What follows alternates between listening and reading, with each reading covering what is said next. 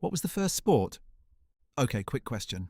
When you think of the first sport ever played, what comes to mind? Running, wrestling, some guy throwing a rock at his buddy just to see what happens?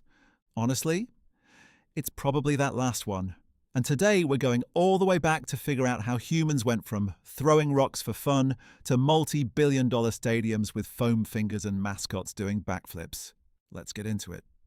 Now here's the thing about the first sport. Nobody actually knows for sure. There was no referee standing around in prehistoric times with a whistle going, "Okay, that's officially a sport now, write it down."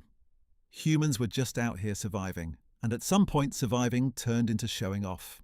Think about it. Early humans needed to run fast, throw things accurately, and wrestle other creatures to survive.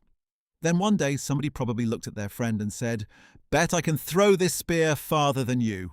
And just like that, sports were born. Competitive bragging is basically older than civilization itself. Fossil evidence suggests wrestling might be the oldest organized sport on record. Cave paintings in France, dated back over 15,000 years, appear to show two people grappling with each other, not fighting to the death, just wrestling. Like a couple of guys settling an argument the old-fashioned way, except this argument has been frozen in a cave for 15,000 years. And honestly, wrestling makes a lot of sense as sport number one. You don't need any equipment, no ball, no field, no fancy shoes, just two people, some dirt, and the desire to prove who's stronger. It's basically the original free-to-play game. But wrestling wasn't alone for long. Archaeologists have found evidence of running races, spear-throwing contests, and even early forms of swimming competitions in ancient societies all over the world. It's like humanity collectively decided at roughly the same time that everyday survival skills made for pretty good entertainment too.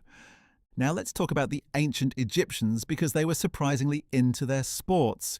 Tomb paintings from thousands of years ago show Egyptians doing gymnastics, playing early versions of handball, and even fencing with sticks.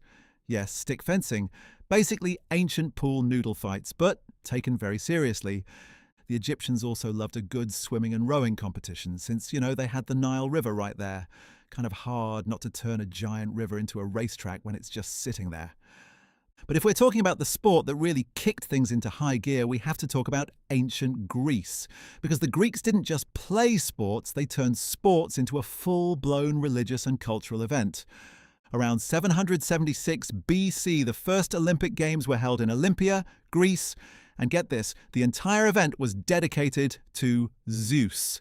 Like the king of the gods himself was basically the guest of honor at a track meet. The original Olympics only had one event. One.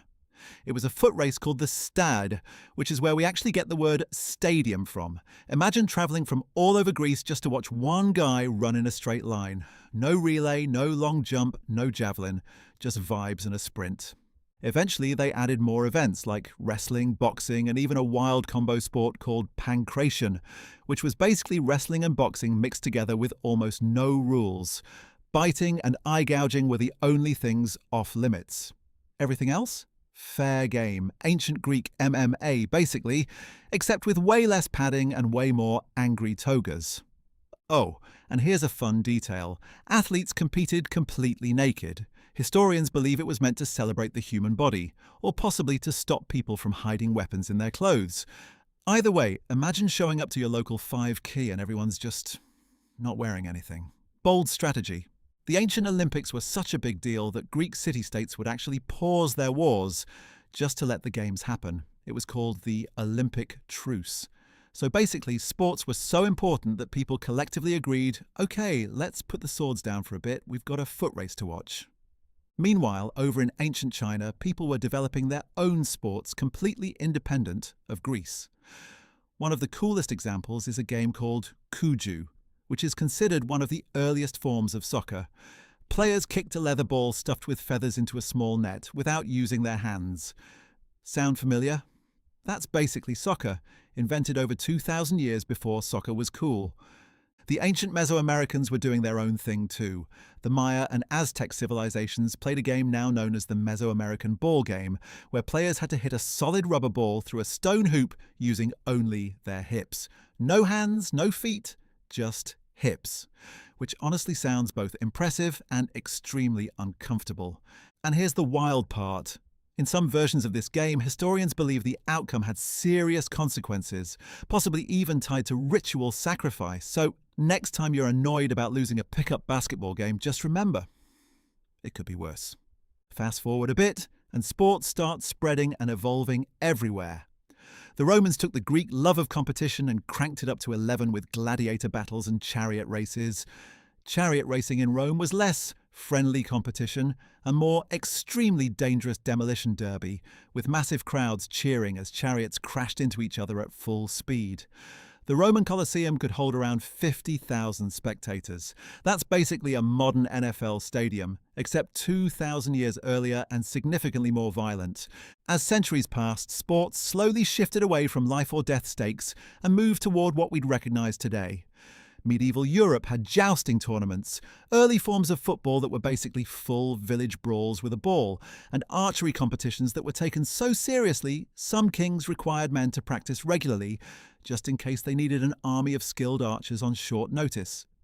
Then came the 1800s and things really started looking modern. Sports began getting actual rules, actual leagues and actual organizations.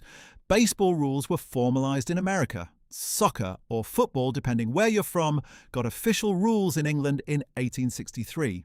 And in 1896, the Olympics made their big comeback after being shut down for over 1,000 years. This time without the whole nudity and pausing wars thing. From there, sports absolutely exploded. Basketball was invented in 1891 by a guy named James Naismith, who was just trying to keep his gym class busy during a cold winter and ended up literally nailing a peach basket to a wall. No joke, the first basketball hoop was an actual fruit basket. Talk about humble beginnings. And now look at us. We've gone from cave wrestling and naked foot races to multi-billion-dollar leagues, athletes with their own trading cards, and stadiums with jumbotrons the size of a house. All because, thousands of years ago, someone probably said, "Bet you can't beat me." So next time you're watching your favorite sport, whether it's football, basketball, soccer, or anything else, just remember. It all traces back to humans looking at each other and going, "Let's compete, just for fun." Turns out that instinct never really went away. We just added better equipment, bigger stadiums, and significantly fewer togas. And that, right there, is the wild, weird, and surprisingly silly history of sports.